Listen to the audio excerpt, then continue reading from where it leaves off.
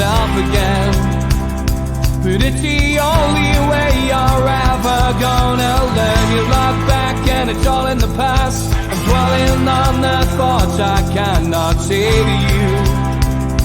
If I don't say the words, then maybe it's not true. And it feels alright. Hi, welcome along to NUFC Matters with me, Steve Wraith. It is actually Monday evening and we are pre-recording this. So you're going to have to forgive us because the James Maddison story, which is broken tonight on Monday, is quite significant. Newcastle have gone back in with another bid. Some say 45 million plus add-ons. Some say 50 million plus add-ons. Whatever it is, we know that Newcastle are trying very, very hard to get this man across the line. By the time the show airs on Wednesday, we would either have a knockback from Leicester or Newcastle might have done a deal. Maddison might put a transfer request in. Who knows? Newcastle over the weekend as well were also linked with a couple of other players at Leicester, Harvey Barnes, and the Tielemans story, which has run all the way through summer, just won't go away. So it would be wrong of me not to start by asking Ben, will Newcastle United get any of these players from Leicester?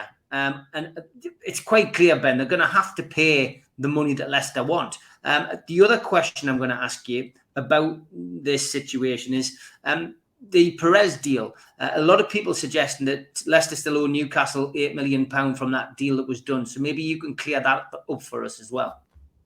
Well, I didn't realise, first of all, when Newcastle were taken over by the Saudi-led consortium, that their first strategy would be to take over Leicester and end up raiding us for potentially 3 of our players.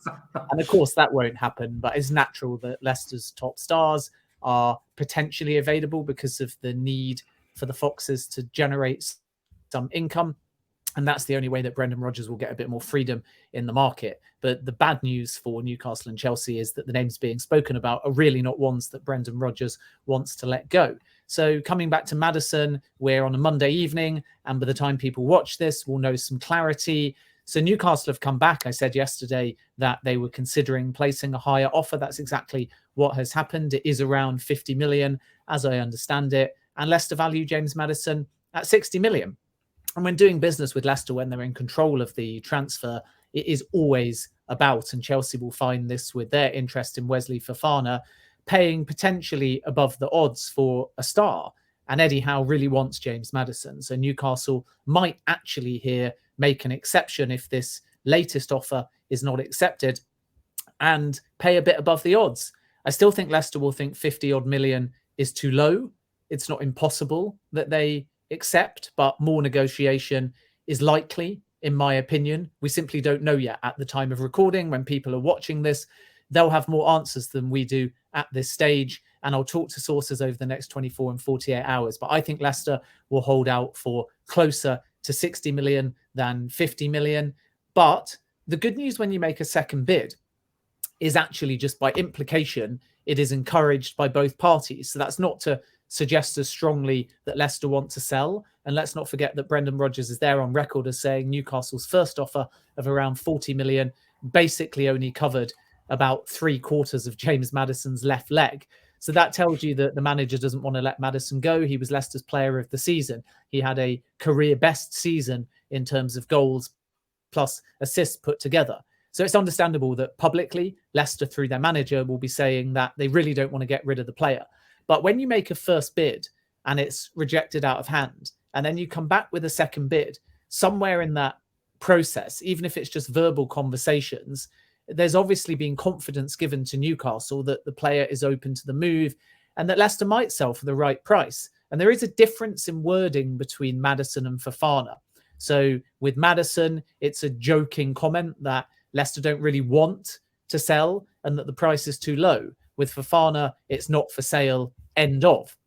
Now, an astronomical bid for either player, and Leicester would in all likelihood, because of their financial situation, change their tune. So let's see what happens. But Maddison has become Newcastle's priority. He's exactly what they need, and it's certainly one to watch. Harvey Barnes, I don't think Leicester will sell. My ranking, if you like, from talking to sources, although no one source will actually list them in this order. So I'm giving you a mixture of my opinion, but informed from talking to sources, particularly within the club and close to the players, is that Leicester accept Tielemans will go for the right price. And if a fair offer is made because his contract is running down, they will sell him. And then it's potentially Tielemans plus one other, but all of the other three that I'm about to mention require big prices above market value because they're in Leicester's control. And I think that it goes Tielemans, then Maddison, then Barnes, then Fofana. And I think that Barnes and Fofana are the two that Rodgers in particular desperately wants to keep hold of.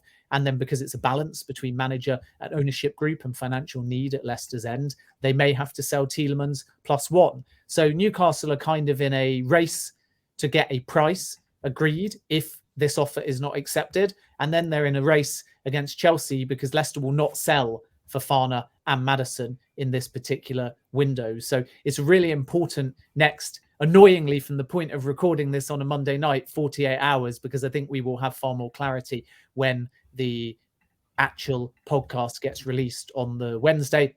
And then with the Jose Perez, I think that it was a kind of staggered payment. So there is still some money there.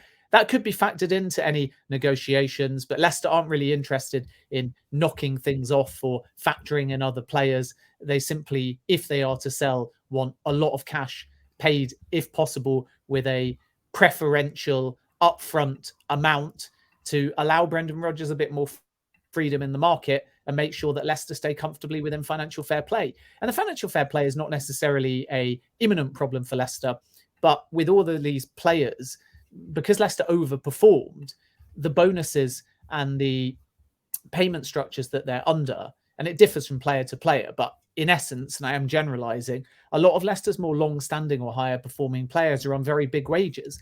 And this is one challenge that Newcastle need to think about in terms of how they structure the bonuses and any incentivization around wages going up. Because if you're Leicester and you win the Premier League, you have to bump up everyone's deals. If you then reach the quarterfinals, as we did of the Champions League, up they go again. When then, not last season, but in the previous two seasons, Leicester almost qualified for the Champions League. The fact that they blew it on the final day, unfortunately, doesn't stop bonuses being paid, because guess what? Qualifying for the Europa League was also a massive aim and comes with big bonuses and potentially wage increases as well. And you can't even ask players to take a reduction last season just because Leicester missed out on Europe, because their aim would have been a top half finish. Because you overperform, you can't then punish a team for still having a really good season and finishing in the top half. So unlike, say, Manchester United, where it's Champions League or 25% pay cut, Leicester are almost, financially speaking, victims of their own success, because as soon as that success stops and you don't get that incoming from Europa League or Champions League or winning the Premier League and all the commercial deals that come of it, you settle as a very good team, as a consistent top half finisher in the Premier League. And you can't turn around to any player and say you're not getting a reward for that, because that was always the aim. And this is one of the challenges now for Leicester. And of course, they've spent money on a fantastic world-class training facility as well. And it's all catching up on the football club. And that's why they'll need some outgoings if they're to move in the market.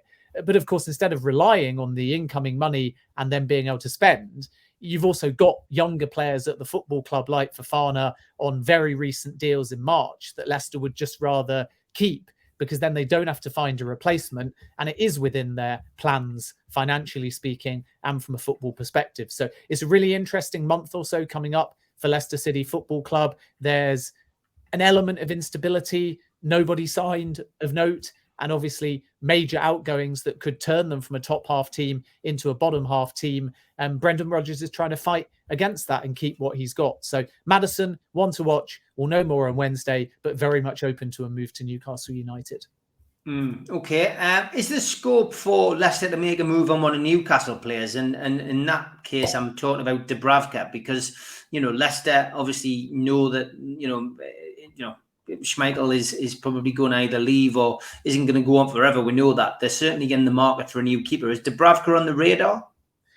Well, I think, first of all, as you say, Kasper Schmeichel's future will be resolved. It looks like he has an agreement with Nice and is open to that move, providing that Leicester find a replacement. I'm not 100% sure, to be perfectly honest with you, that Newcastle want to lose Dubravka, but the dynamics changed. And for me, Pope is the number one goalkeeper, at least who starts the first game of the season. So that gives Dubravka a decision to make. And if he thinks he can get first team football and be the number one at Leicester, then it's definitely one to watch. Leicester, as I understand it, haven't made any significant move. Actually, quite the opposite, that they were considering trying to hijack the Leno to Fulham move originally, which tells you that there are other targets that they are putting under consideration. I think fans, and I find this with Chelsea as well, because Todd Bowley is of that American baseball mentality of swap deals, like to neatly put things together and say, well, what about Maddison and any money outstanding for Perez? Or what about Maddison and Dubravka going the other way to offset costs? But swap deals are difficult. And usually because of a level of interest from other clubs, once you start overlapping, the selling club starts saying, no, we don't want to do it that way. So obviously Leicester are the selling club in the context of Maddison, and they may say, well, we're not decided on Dubravka yet, so we'd rather just do a straight cash deal, and then we've our amount of money, hopefully with a big chunk paid up front, that we can put towards not just a goalkeeper if we need one, but a range of other targets. And even Newcastle may say on the Dubravka front, we don't just want to throw him in as a sweetener because we believe we can get a higher fee from him if there's a volume of interest, or they may believe that if they throw him in, they simply won't get value for money. And there's no need sometimes to have that overlap, which is why swap deals happen a lot less than they are spoken about from fan bases who like to connect dots together, because it all looks very neat, doesn't it? When you just create a narrative and say, well, you want A, we want B, we're talking at the same time. Why don't we do something mutually beneficial? But the fact that that rarely happens between Premier League clubs tells you how difficult anything is once you have to factor in a swap deal. So I think that Dubravka to Leicester, not impossible, but they have looked at other goalkeepers first and foremost before his name has come up. Obviously, the one area that Newcastle have needed to strengthen, throughout this window has been goal scorer. Timo Werner, the striker who's at Chelsea, is still gaining some traction amongst the Twitterati, and Brozier, of course, hasn't secured a move this summer yet. We've still got a month to go as we record this podcast. Is either of those players, do you think, likely to find their way to St James's Park as a player as opposed to being an opposition player? I think Werner to Newcastle, as I've always said, is very unlikely. I don't think that he's open to that move to any great degree.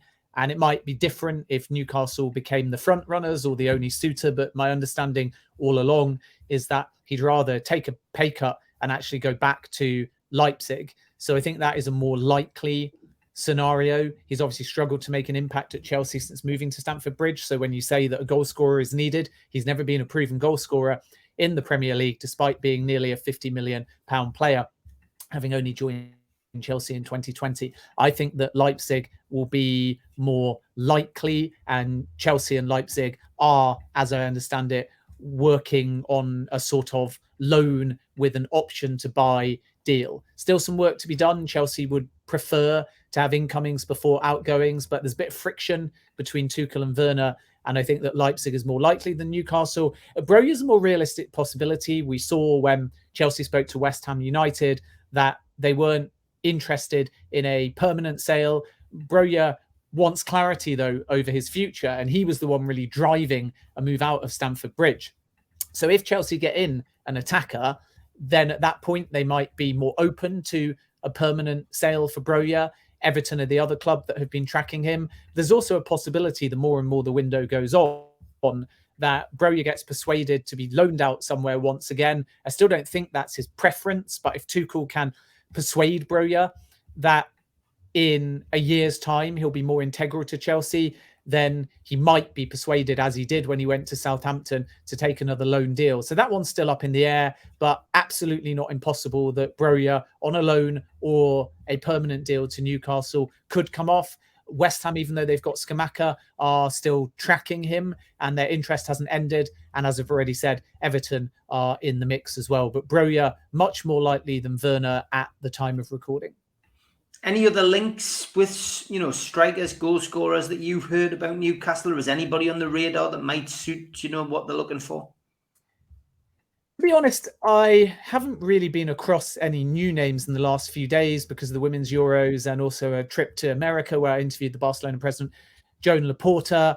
Maxwell Cornet was offered to Newcastle at the beginning of the window for his release clause, 17.5 million. Newcastle thought that that was too high. Emmanuel Dennis is the other one to keep an eye on, simply because he was excellent for Watford, even though they went down. I know that Howe likes the player. I don't think that Newcastle have made any kind of movement at this point, but it's one to watch between now and when the window closes. I know that Newcastle fans don't want Ivan Toney back, but I've said throughout the window that that's, loosely speaking, one to watch as well.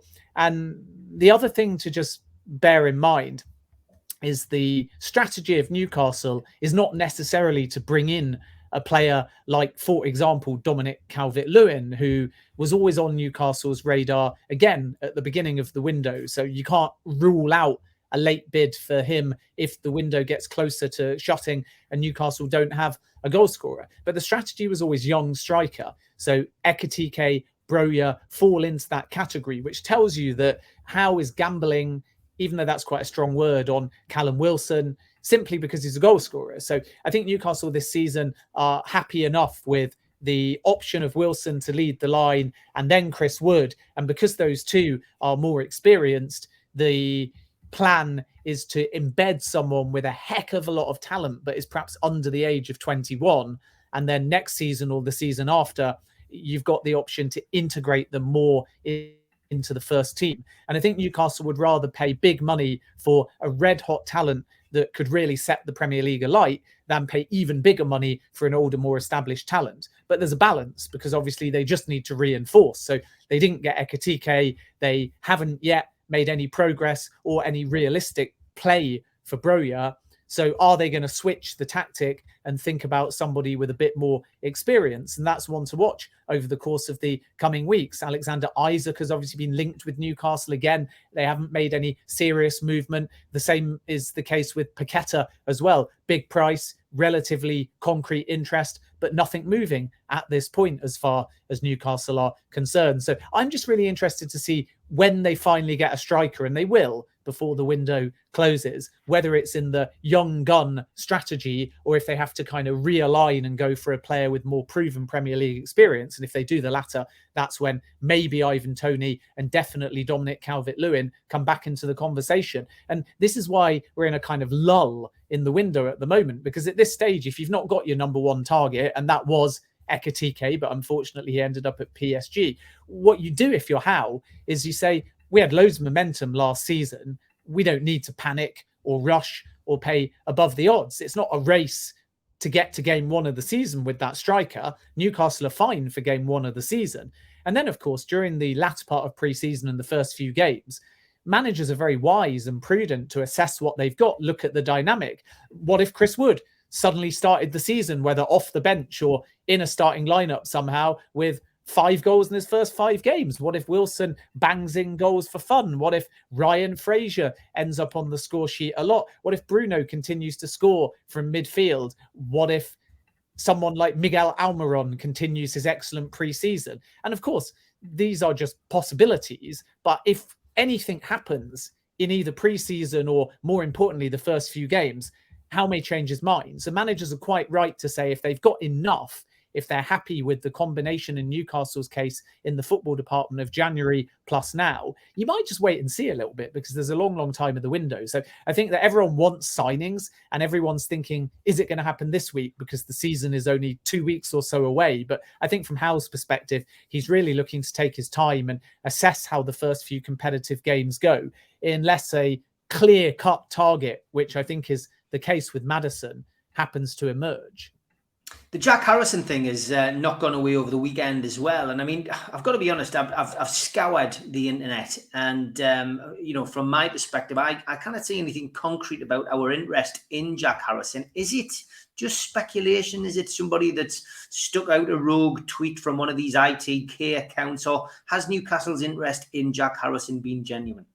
No, I think the interest is genuine, but it reminds me of Anthony Gordon in the sense that you make an inquiry and then you get it pretty flatly dismissed. And I think that Leeds United want a minimum, and it will be a minimum, of 35 million. And Newcastle's valuation of Jack Harrison is significantly less than that. And as a consequence, has been a great deal of movement. So Newcastle, even if they bid high for Harrison, still might see it fended off. It's not impossible, in fact, that if Newcastle bid in the mid-30s, they would still have that rejected, because Leeds have sold Calvin Phillips, they've sold Rafinha, they've got plenty of money in, they are pleased with Tyler Adams and Luis Sinisterra to replace those two players, broadly speaking, but they lack a bit of depth. And last season, they struggled for goals and they conceded for fun. And Harrison is a creative player that can weigh in with both goals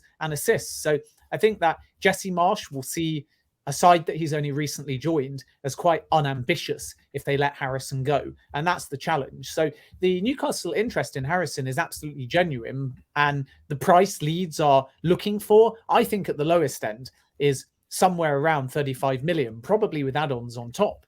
And it wouldn't remotely surprise me to ward off suitors if Leeds hold out for more like 40 million, still potentially with some add-ons on top of that as well. And I just don't think that's a price that Newcastle are prepared to pay. So I think that Harrison, again, is a player that Hal does genuinely believe is a fit at the football club, but agreeing an offer and a price with Leeds United is going to be quite tough, because they've got all of the control over the situation. And let's see whether Newcastle come back with a bid that matches Leeds' financial expectations.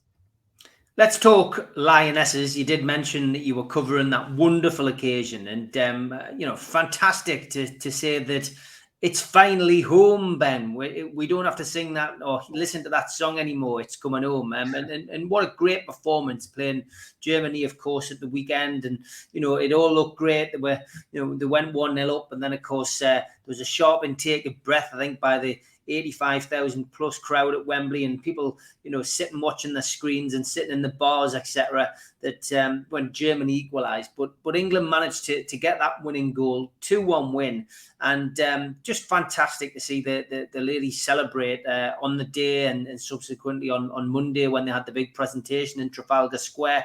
What was your views of it, and what do you think that'll do to women's football in this country?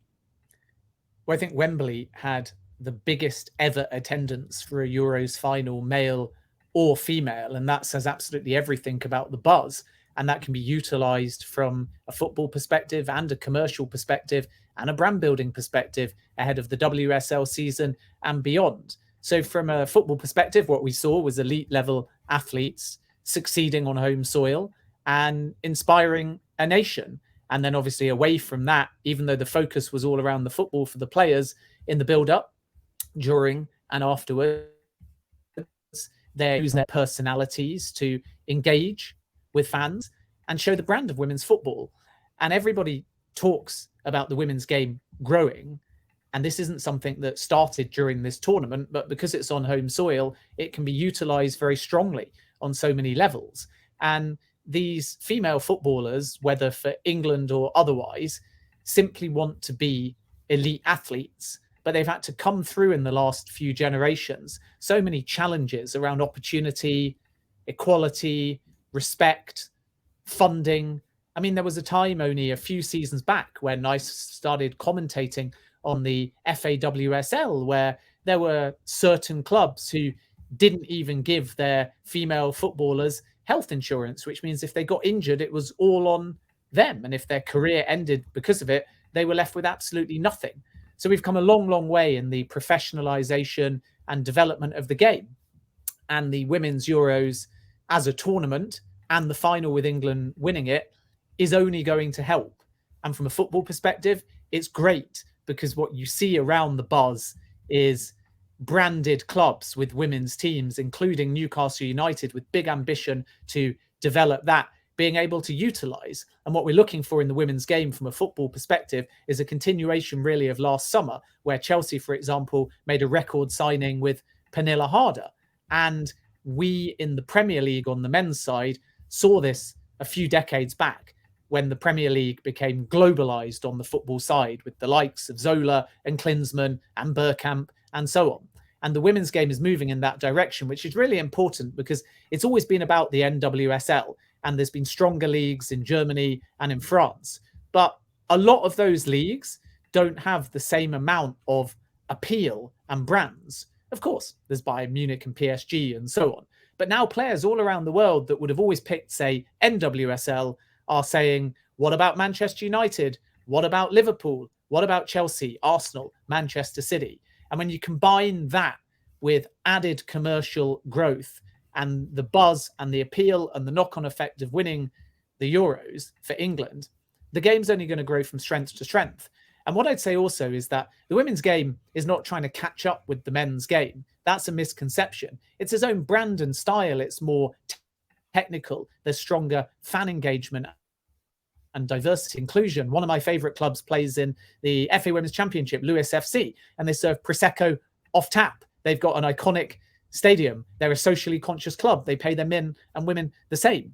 But everything about the men and the women's team are different in terms of brand, because naturally it's the same game, but played in a different way with different personalities and ambition. So it's not about, can the women's game get to the men's game? It's about, how can the women's game grow as an independent brand? And if you love football, you're going to love both. But if you love women's football, you'll have a different experience as a fan. At the moment, it's more inclusive. You can get up close and personal to the players. And that's going to inspire younger female footballers in particular. So then coming back to the game, watching Chloe Kelly score the winner will inspire a whole new generation. And the risk for young female players compared to men historically has always been, how do you persuade the parents of a 10-year-old girl to go through a football pathway as a career when the money's not there, the stability's not there?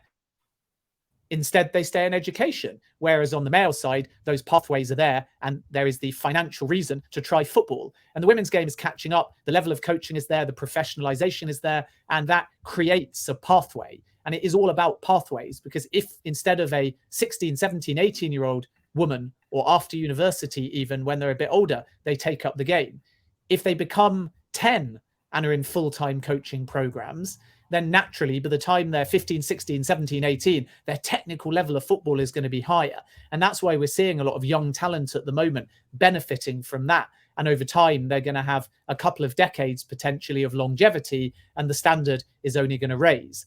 And to be at Wembley, and I was at the opening game and the quarterfinal as well, sensational. And I just love the storylines with so many different players. You look at the goalkeeper, Mary Earps, who didn't even think she was going to be in the squad. And when she got the call, she was out at John Lewis buying a pair of curtain poles.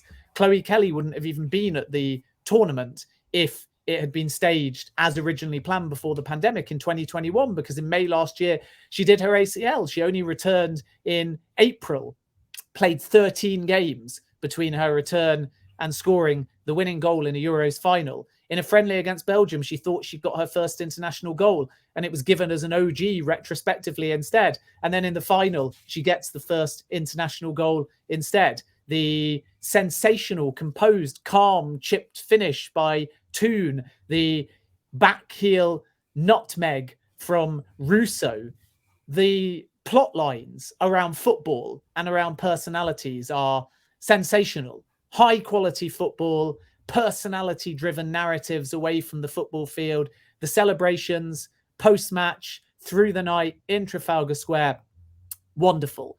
And as a proud English fan, to actually see us lift a major trophy in my lifetime for the first time since 1966, after so many near misses and spectacular heartaches, is just wonderful. And now I think that England are genuine contenders for the World Cup as well. So congratulations to the Lionesses. I'm really excited to see the buzz. I'm really pleased to see more people getting into women's football. I'm delighted to see the players get big followings on social media, so their journeys will be followed now. They've got a platform to do things as teams and individuals. And I just think that it's fantastic that we're all able to celebrate this great achievement on home soil. And hey, isn't it funny how we've won these two major tournaments, and the men and women's games at senior international level, and both of them have come on home soil. So what that tells us from the men's side is we need to bid and win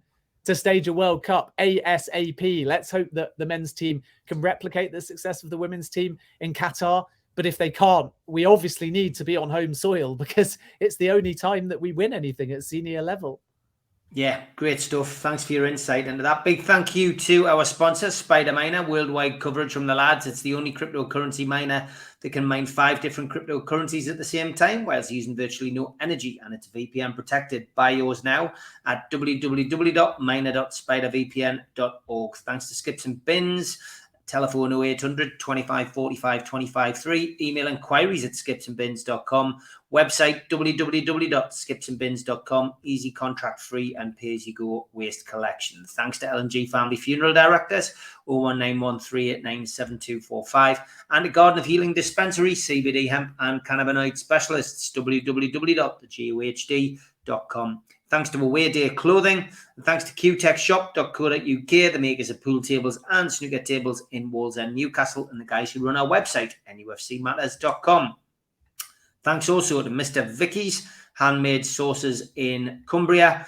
You can find them at mrvickies.co.uk or 01768 210 102. Thanks to Media Arts for all the help with the video side of things. And if you want to subscribe, hit the NUFC Matters logo in the bottom right-hand corner, and you can subscribe for free. Hit the thumb up under the video to like the video, and click share to share to your social media, such as Twitter and Facebook. If you like to listen to us as a podcast, we are available on iTunes, Spotify, Podbean, and the rest.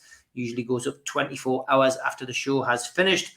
And if you want to become a member, click join underneath the video, or go to nufcmatters.com and click membership, or use the QR code and it'll take you straight to the membership pack section if you have a smartphone. We do send you out a free car sticker. If you subscribe, simply email john@nufcmatters.com to get your free car sticker today. Please support the food bank, NUFC fans, foodbank.co.uk. The matchday bucket is virtual. It is there 365 days of the year, and you can make a donation today. If you want a chance to win the Alan Shearer Ball, then get yourself to nufcmatters.com and get yourself involved in the raffle. $2.99 a ticket. Do not miss out. And don't miss out on the NUFC Matters Super 6 score predictor. Join the Matters gang. Enter into our own league. It's £10 per entry for the season. Cash prize winner every month. Exclusive Manager of the Month t-shirt. Cash prize for the overall season winner. Trophy and Manager of the Year t-shirt. Sign up now. nufcmatters.com. And the Peter Beardsley Soccer School has been a roaring success and continues throughout August. If you want more information, go to peterbeardsley.soccerschool.com for more information. And don't forget Frank Clark and Gibbo, Monday the 5th of December. And that is at the Tynemouth Surf Cafe. Only 35 tickets available. Get yourself to the Tynemouth Surf Cafe website for more information and to buy your tickets today. And just a little reminder, tomorrow I'll be back on with Supermac and Gibbo at 6 o'clock. And then Friday, 5 p.m, the three amigos will be looking ahead to the match at the weekend. Saturday morning sees me team up with Mick Lowe's to talk about the Newcastle Notts Forest game at 10 a.m. So still plenty to come this week on NUFC Matters. You mentioned you were in Barcelona, Ben. What was that all about? Not Barcelona. I was interviewing the Barcelona president, Joan Laporta, but in New York. So how did that go? He's a very interesting character. I mean, he comes across very lucidly. He's amicable. He's open to any question that is asked of him. He's political in his answers. But of course, what he says categorically and what happens don't always marry. And that's what's so intriguing about Barcelona, that he can actively say, Jules Koundé is going to Chelsea. And then, of course, he signs for Barcelona. Now, those words may well have been tongue-in-cheek, but with De Jong, he made it very clear that he thinks the player will stay, and he'll do everything he can as president to try and get the player to stay. So let's see what happens there. Manchester United are frustrated. He denied when he met Chelsea that the player had been offered to them during a meal with Todd Boehly. And again, Chelsea could move on De Jong, although nothing at all advanced or being prepared at this stage. But let's see whether something changes over the coming days and weeks. But I did really enjoy it. I should point out that Barcelona were also there to announce a partnership with the UNHCR, and are very passionate about clubs that are socially conscious. And I've done a lot myself of work in the field of sport and refugees, because it can, of course, be so inspiring and helpful and useful to integrating a refugee in a camp into a new country and society. So I'm really big on that. I've been to Jordan and Zaatari refugee camp for Syrian refugees, and I've also been to Lebanon and seen the impact of sport and its kind of unifying effect with Palestinian refugees as well.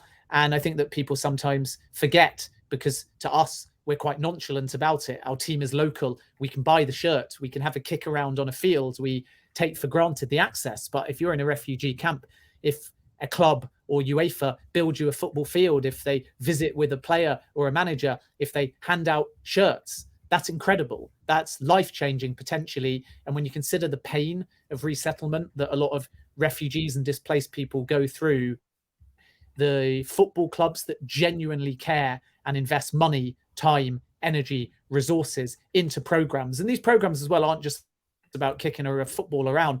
They often have an educational component as well, which is crucial too, again, on the front of that integration and allowing refugees to settle in their new country. And as I've already said, society as well. So I was part of that. I went down to the launch. I heard some speeches from the football club and some refugees as well, and really impressed with Barcelona.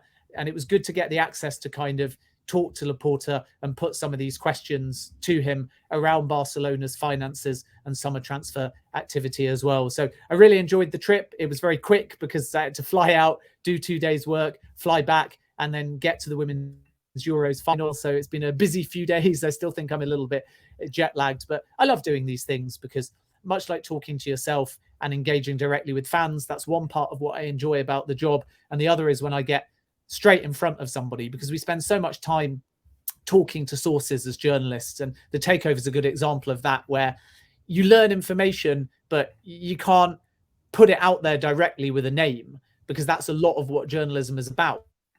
But sometimes someone goes on record and then you get to publish the video, and then fans not only understand straight from the horse's mouth what an answer is, and I think they enjoy that, which is why I keep banging on about Yasser Al-Rumayyan doing media, because I think Newcastle fans want to hear what he has to say. And then as a journalist, even though it should never be about you, the story, it's kind of good when people understand your line of questioning. So then you can judge the journalist for yourself. Did I ask the right questions? Was I fair in my line of questioning? Did I miss anything? And when the fan bases engage respectfully with you, you get a sense of, have I served the needs of my employer? Have I hit the nail on the head with the tone and the line of questioning that the fan base want? And how's my interviewee responded? Have they been fair and open and honest and candid? And then you see what you've got. So I really enjoy that opportunity to just bounce off athletes and executives in sport. It's a different skill compared to digging off record with sources and trying to put a story together. And it's what I like, to be perfectly honest with you, because instead of having to connect dots, you just come with your questions, you listen to what's been said, you ask your next question, much like you would do, Steve, in a podcast, and you see where the conversation takes you. And I just really enjoy that live component. And as I say, that chance to actually grill somebody firsthand. And as long as you're fair with your line of questioning, you should get content that moves the story along. And hopefully that was the case with Laporta. There's been some teasers via CBS, and the full interview, I believe, goes out this evening. That's Monday evening for those watching on Wednesday, and will be available on YouTube.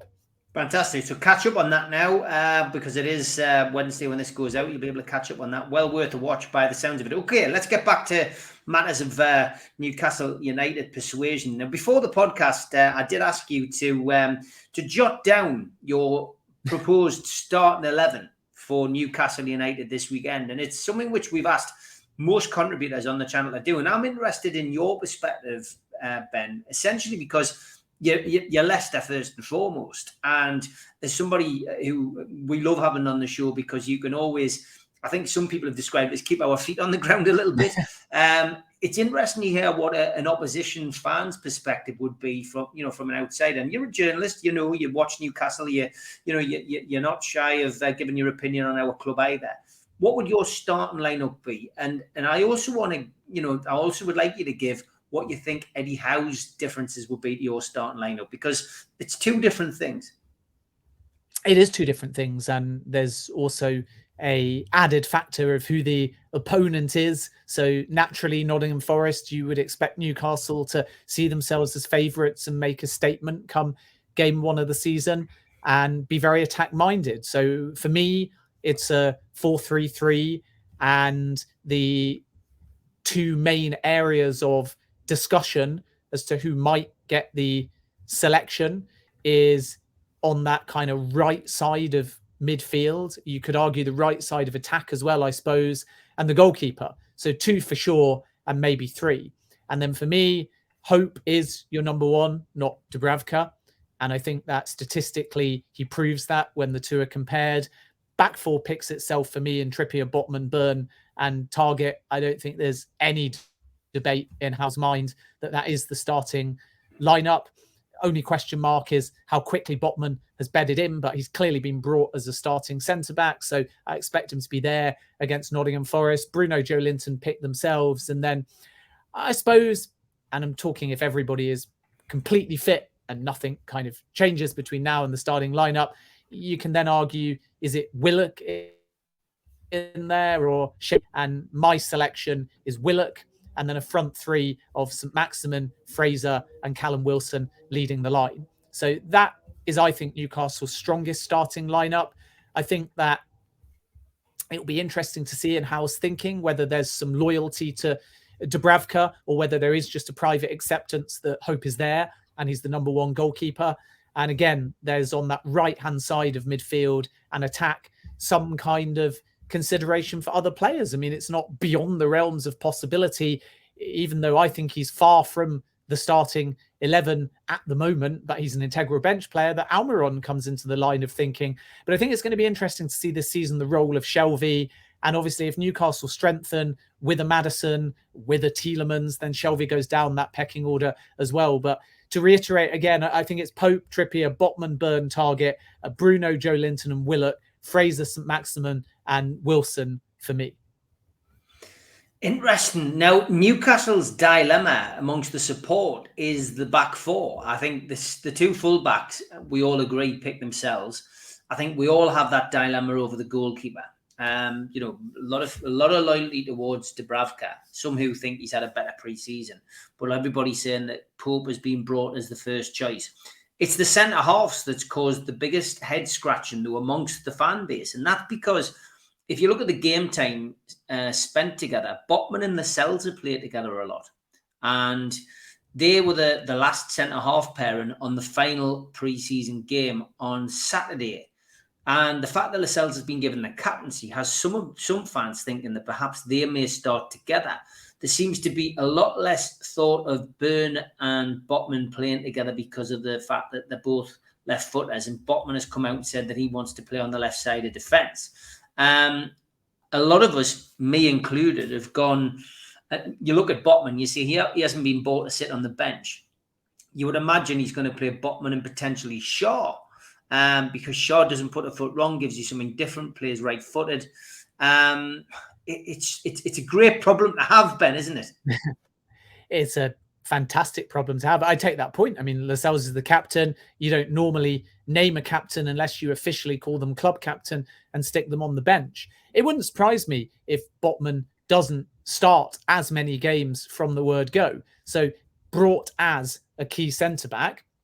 But there's a development aspect in terms of getting used to the pace of the Premier League. And he's young, obviously. So I don't think it's unthinkable that Lascelles or Shaw moves above him. But it's a tricky one, really, because Dan Burn, for me, was superb and offers so much in both boxes.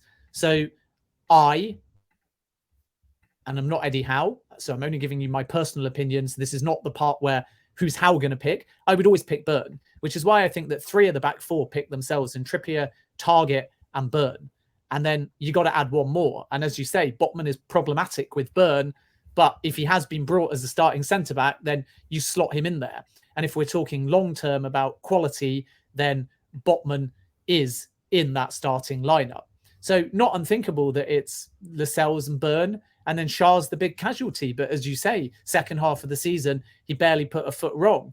So Newcastle have got depth at the back, which is exactly what Howe wants. And I don't think there's any eventuality where he goes to a back three and then uses the fullbacks in an inverted sense. I think he's pretty happy with the current formation. Although away from home, it's an option. And that's where the versatility is, because it's not innate in Howe's thinking. But if you had a back three of centre-backs, you could have Targett and Trippier in an inverted position. And then you'd have this ability to have Joe Linton potentially sitting in front of them in a game management sense, not a starting formation sense, but game management. If you 1-0 up away from home, does Joe Linton or Bruno drop a little deeper and offer protection? And then you've got, instead of a 4 and a 4, which is the normal way of defending when you're trying to see out a game, do you actually have a really tight back three? And then Trippier and Targett are really good at being more rigid, even though they're to bomb forwards and overlap. They're actually very disciplined players that can drop deep. And then you've suddenly got a fair amount of protection. And I think that Joe Linton is naturally good at that as well. And Bruno very capable of playing in that position as well. So Newcastle are sport for choice at the back in terms of depth, which is obviously why they're looking at a striker and a creative player, because there's countless options and headaches for Howe at the back, but there's not as much depth in terms of a front three or a midfield beyond Bruno, Joe Linton, who obviously automatically pick themselves. And then if the Willock 2 seasons ago, when he was in a loan spell, is the player to kind of refine that consistency where he scored, he assisted, he was integral, then another great option. And still, if you look further up the field, if Almiron continues the back end of last season and flashes and his preseason, then he could force his way in. And ASM naturally, again, very capable of not only getting the fan base excited, but contributing with goals and assists. So it's really interesting because formationally speaking for Howe at the back, if he picks his defenders first, he's got tons of formation options, whether starting formations or whether game management formations when either you need a goal or you're behind a goal. But if the first people he puts on the formation board are attackers, then he's scratching his head a bit more, because it's quite tough to find a formation because the depth isn't there yet. So that's what I find really intriguing.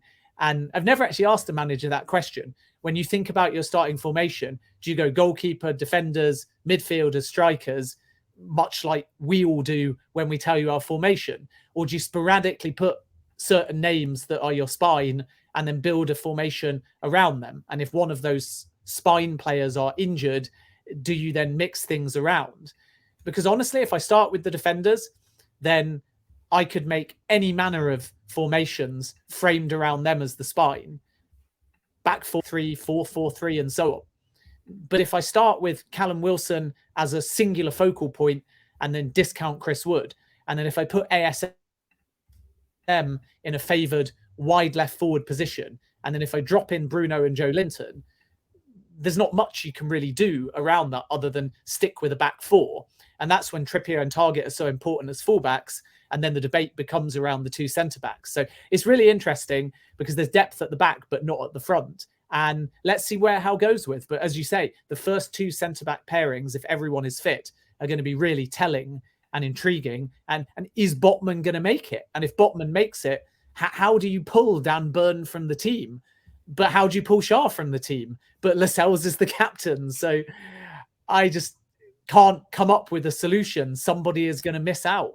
And it might be Burn, who I just think is so important still to Newcastle. It might be the captain, or it might be Shah, one of the form players of the back end of last season. Or it might be Botman, who has brought in to make a statement. And everyone's so excited about him because it's been a saga since January, but he may not even make the starting 11. So let's see. It's a pleasant headache to have for Howe, but got to be honest with you, as a journalist, not a Newcastle fan or Eddie Howe, I don't have the answers at the back to tell you which way he's going to go. The other one is, of course, Almiron, who's had a cracking pre-season. And I mean, you know, ultimately, you'd probably save Newcastle some money. You picked Fraser as part of your front three, but Almiron's had a really impressive pre-season. He really has, and I've already alluded to that. That's the big headache at that position. Is it Fraser? Is it Almiron? And Almiron's the form player, but has he done enough, given that those games are non-competitive? And I think that when you look at the momentum of last season versus pre-season, that might be what keeps Fraser in the side. 50-50, I would say. And again, it's Nottingham Forest. And I've got all due respect for Nottingham Forest. Even as a Leicester fan, they've had a great window themselves. They've made a series of signings. Lingard will be really solid, and there's more to come. So don't discount them staying up. And also remember that when you have a team that are used to winning in the early part of the season, they've got momentum as well. So I wouldn't want to, even at home, be playing against a newly promoted side on game one of the season. I think that it's a cup tie almost in terms of the mentality and the way they approach the game. So it won't be easy for Newcastle, but that's another factor that you would expect Eddie Howe to be quite aggressive and quite attack-minded in his selection. Whereas if your first game of the season was against Manchester City, you're looking at some more defensive-minded players for sure. And that's where I think, for example, a Botman would not be factored in to that opening game of the season as centre-back if it was Man City versus Nottingham Forest. So that might alter Eddie Howe's thinking, the fact that Newcastle will expect to control the game and the ball as well, with Forest probably sitting a lot deeper and playing on the counter-attack because they're newly promoted, they're away from home, they're at a full St James's Park. So I think that Howe has the opportunity to kind of go for the kill and be more aggressive in his starting 11. And then if that doesn't work, rethink it with the substitutions. And the fact that there's obviously added substitutions in the Premier League next season is another factor in selection as well, because you can say to players, I'll utilize you in a different capacity because I've got more ability to make changes within games. So let's see. But if I was Eddie Howe, I would be more attack-minded, more aggressive, but I'd also be very respectful to the momentum from last season. And that might keep Botman, for example, out of the starting 11. And that might give Fraser the nod over Almiron, even though Almiron has had an excellent pre-season, as you've rightly pointed out. Okay, we are pre-recording this on Monday. Things may change in personnel department between now and when we show this on Wednesday. But with the current squad, that means we haven't got Maddison or anybody else. Where do you think Newcastle will finish this season? I think Newcastle will be at best 6th and at worst 8th. So that tells you that there's not much of a margin between bad and good. And historically, in that position of 8th to 6th, it tells you that they're going to be very close to Europe. They're going to be pushing, in my opinion, if they start strong and with the momentum of last season, for a place in the Europa League. But what puts them, for me, at 8th rather than 6th, even though I don't think there'll be too many points between those positions, is just the fact that Arsenal have had a great window, Spurs have had a great window. Newcastle are not going to finish above Manchester City, Liverpool, Chelsea, and then, in my opinion, Tottenham Hotspur and Arsenal. So that leaves them at best 6th. And then can they be above Manchester United and West Ham? And I think the answer is no, only because Manchester United have had a period of flux and instability, but even a bad Manchester United last season still managed Europa League. And I think that they'll do the same again because I believe they'll be better under Erik ten Hag.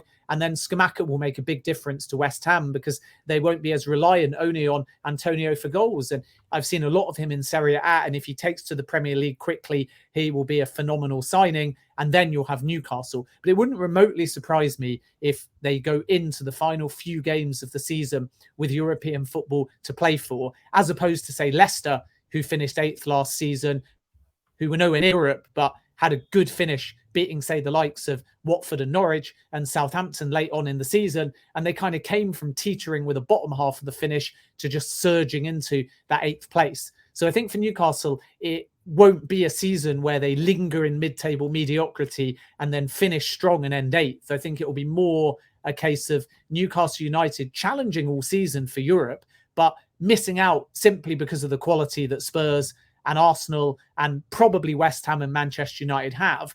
But unlike those teams, if you surge from relegation threatened in the first half of last season to European form in the second half of last season to a top half finish, that's progress. And the fans might be disappointed by that, but what you're doing is stepping stoning every season. And then from 8th, in my opinion, that's when next season is going to be intriguing, because I can see Newcastle leaping from 8th to European contenders. And once Newcastle get in Europe under this ownership group, I don't see them leaving Europe, whether it's Champions League or Europa League, for many, many seasons to come. And that's what the money does. That's what the ambition does. That's what the strategy does. But you have to be able to walk before you can run.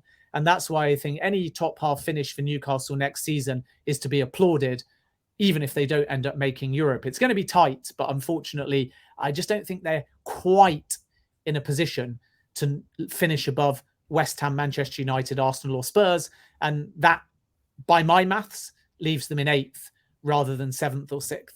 Okay, 2 minutes left. Quick fire questions here for you, mate. Who's going to win the league this year, the Premier League? Man City, again. Liverpool beat them in the Community Shield, but City, when Haaland is firing, and Alvarez is a great signing as well, Calvin Phillips too, they'll be too strong. Tight again, but Manchester City over Liverpool for me. FA Cup? I want to say Leicester. I really do. But I'm on a Newcastle podcast, so maybe I should say Newcastle. I genuinely think that if Newcastle are mid-table or better, FA Cup will be hugely prioritised. And the Saudi part of the ownership group are very aware of that club's famous and magical history. So Leicester have already won it once, and Newcastle haven't won a trophy in a while. So you know what? I've put Leicester out there, but I'm going to say Newcastle, with Leicester getting knocked out by Newcastle in the semi-finals. Ooh, so League Cup then, which is what I thought you might have had Newcastle down for. Now I'm going to say Leicester. Leicester for League Cup. Okay, Champions League. Champions League. Wow. I don't think it's PSG's year. I think that Manchester City could, if it's an English side, do a domestic and European double. I think Liverpool might fall short as well. My dark horse, though, is Barcelona. And obviously, they've had such a good summer. Xavi's having the opportunity to bed in his system. If you take the off-field turmoil away, can they go on a run? So I'm going to go with a bold prediction and say Barcelona. Barcelona. Okay, and Newcastle. It is. No, it's good. I'm going to look back on it. We'll look back on this as well. Newcastle United versus Notts Forest. What's the score going to be? 3-1 Newcastle for me. I think that there's so much energy and momentum and buzz around the team that they'll score early in the game. Then I quite fancy Forest to give it a real go and impress, because it will be a bit like a cup. 1-1 half time, and then second half, I just think Newcastle will have too much. I think that Bruno will score on the opening game of the season. I think Callum Wilson will get on the score sheet for one of the goals. And if he starts, I've just got a sneaky feeling, probably because I might change and put him in my fantasy team, which is madness because it should be about fullbacks in defence and Trippier. But I think Dan Burn might sneak a kind of scrambled, scrappy goal as well. So 3-1 Newcastle. And obviously, as a Leicester fan, if you can put 3 past Forest, I'll be delighted. Even though I'm actually quite glad to see Forest back in the Premier League. If you can beat them on the opening game of the season for me, it would be greatly appreciated. Ben, I'll let you walk your dog. Thanks for coming on, mate. Look forward to seeing you next week. Have a great weekend, mate, and catch up with you soon. Take care, pal. Great stuff. Cheers, Steve. All the best.